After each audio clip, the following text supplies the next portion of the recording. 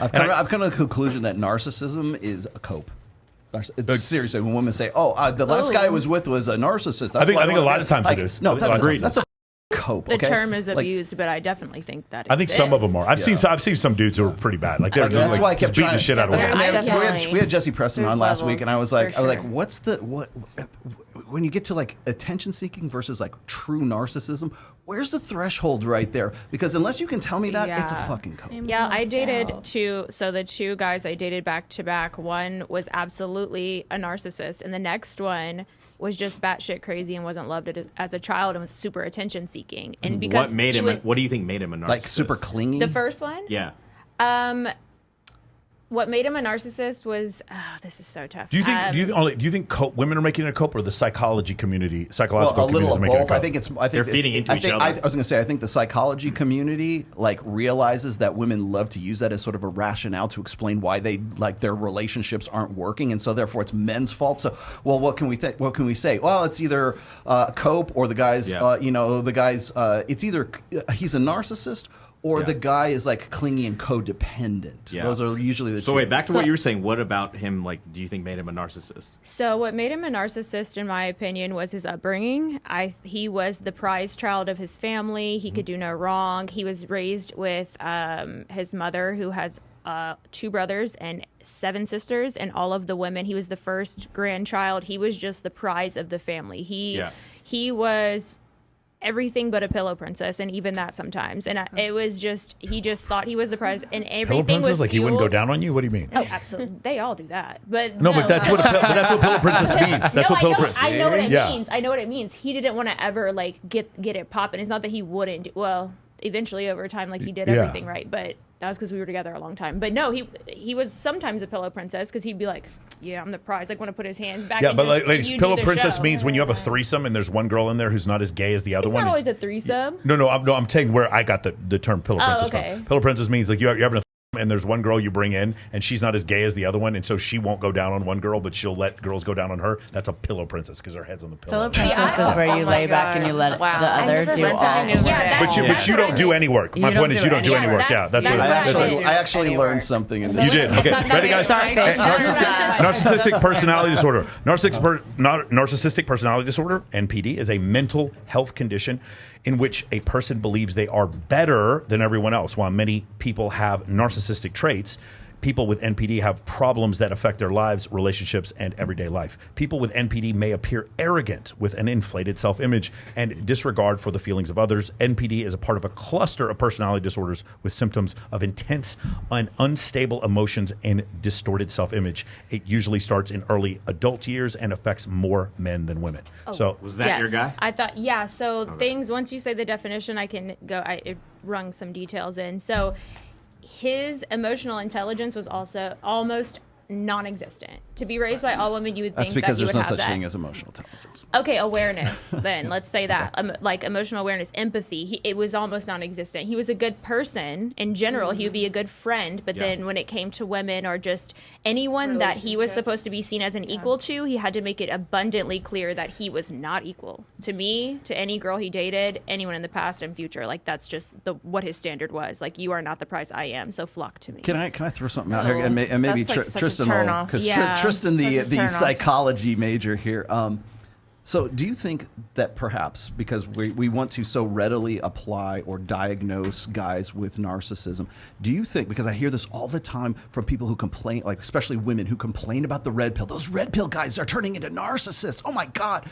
Is it because they suddenly sacked up and found their fucking nuts? And now they're like seem like maybe they're a little bit arrogant, maybe they're a little bit more self-important. I think it's the fact that like they can change their attractiveness, and then that's what is. Well, because men, because what is the most common thing we hear about guys today is that they're pussies. They need to man up. They need to they're lost boys. They need a direction. I mean, we need more masculine men, not less masculine men, because we have had such less masculine men for a long time. So what happens is when that guy finally says, you know what? You're right. I'm going to man up a little bit. You man up 10% more, suddenly you're a fucking narcissist. Because you care more about yourself than you do about the opinions of. Saying like the narcissism's relative. Well, put it this way. Like women no longer become the focus of that guy's life, right? Her her estimate of women's estimate of that guy is not what he bases his own self-worth on. Suddenly when that happens, everybody says, oh, he's a narcissist because he's thinking about himself more than he's thinking about me. These are traits. So I think here's where I would draw the line. I would draw the line here. If a woman and a man have a conversation and the man is very forthright, says, hey, listen, I'm going to sleep with other women. I'm not going to be beholden to you. We're not going to be in a monogamous relationship. I'm going to do whatever I want. They continue to sleep together and she expects him to change and he doesn't change. Often I hear women calling that man a narcissist, but he was totally and completely honest. I know, this is what I'm saying. This is where I'm drawing the line.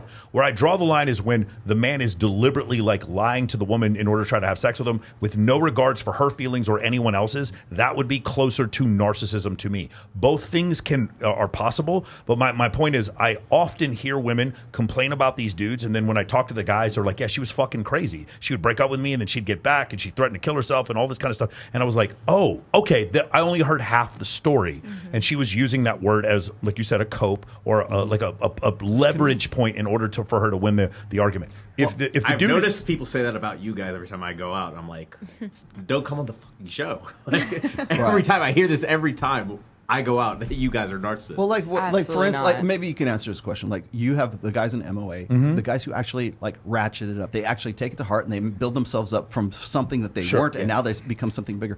Do you hear it from them? They say, "Well, women now think I'm like super self-important and that I'm full of myself now because I've been part of MOA for so long, and now." Because I was so low that I came up just a touch. I'm not like here. This maybe narcissism is up here, but I'm up like here because I was going to MOA, and now suddenly it's like I care about myself. I'm actually prioritizing myself more than I was before, and now suddenly I'm a narcissist. What you're describing is a percentage of men, and it's a situation where a woman is calling a man a narcissist, but he's not a narcissist. She's just never heard no before. Well, if this is the first time she's ever heard no. If the average guy is just this simpering piece of shit, right, and he suddenly becomes not that, I think. You're saying comparatively I'm thinking that like women's like maybe the ladies can answer this for me. Like, is the estimate like of the average guy so low that when that guy just levels up just one single level, that suddenly he becomes like a narcissist, or suddenly he becomes like more self-important and he seems like he's arrogant? I think arrogance and narcissism are two vastly different things. I think so too. Yeah. Well, I think another thing could be... What he's saying is, we've had our guy say this, you've changed. What we hear all the time. The thing we get most of the time is you've not quite. We don't quite get NPD, but often I get my clients. They'll come to me, and this is the story. This is just one generic story, but this story can fit on over 100 guys who are watching this right now, who are in Men of Action. They're talking to a girl who they used to have a crush on, or they had a crush on. They join my program. They start working on their fitness. They start working on their social media. They start working on their ability to communicate, their ability to lead, and they have more abundance with dating. And then they start posting pictures of them out having fun with other attractive women. And then the women that they used to like say, hey, you've changed. And they say you've changed right before those women sleep with those men. And then later call those same men narcissists. That I have seen often. Can a guy go from being just like average Joe to suddenly becoming a narcissist? I think is it something you can develop, or is it like genetic? I think it's something you can develop. You usually develop this in adolescence. Yeah, because I think you can unlearn some of those behaviors as well. I've seen that happen with the same guy I was talking about that I dated. He's unlearned tons of the behaviors that he had before, and I see a very different man in front of me today. Are you saying he's gotten treatment for NPD and has walked all these traits back, or? Yeah, that, and also just being. Just starting to be more aware of other people's emotions in the way that he affects them, instead of just focusing solely on self. Right. So I think, he's when I say totally different person, I mean a totally different person. Yeah, there are people I definitely met who are narcissists. Like, they're above everyone else. That's the main thing I look for, is above everyone else. But whenever I want to hear about someone's a narcissist, I need to talk to that person. Well, the problem is when I'm hearing the description of that person through the lens of the person they broke up with, then there's always some distortion. I can tell you in every relationship that I broke up with, I had to go back years later and say, I did something wrong here. What did I do wrong? Most people will never do that. Most people, when a relationship ends, they are just the victim. No, and so, you have to. It takes two people to tango, regardless. Whether what you did wrong is I stayed too long, I allowed too much. There's always going to be something that you could have done better. Just like every day, you could look back at your day and say, I did really great today. I accomplished goals. I did these great things. But hey, what do I want to do better tomorrow?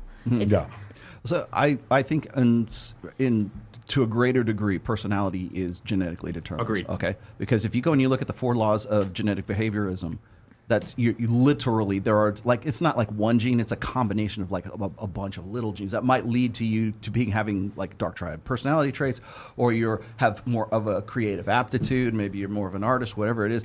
That a lot of those personality traits can be tied to genetics, right? That being said, that's proclivity as opposed to learned behavior. Can you learn behaviors that are like sort of like survival traits? I think you can learn behaviors, but you can't learn to change a new personality. Well, which is what narcissism would be. See, yeah, that was going to say is that personality, as far as like what your base proclivities are, that's genetically determined. Right. But if you live in a society that represses those things, then you're probably going to be less of that because you just simply don't live in an environment that is, promotes whatever it is, and it doesn't necessarily have to be bad. It could be like creativity. It could be a religious repression of sexuality. Maybe you're a very sexual person because that's the way you're genetically how you are. But if you're raised in a certain way, if you're in a certain country or a certain culture that's going to repress that, well, your natural proclivity might be, I want to be a raging slut, but I can't be that in this particular country in this particular time.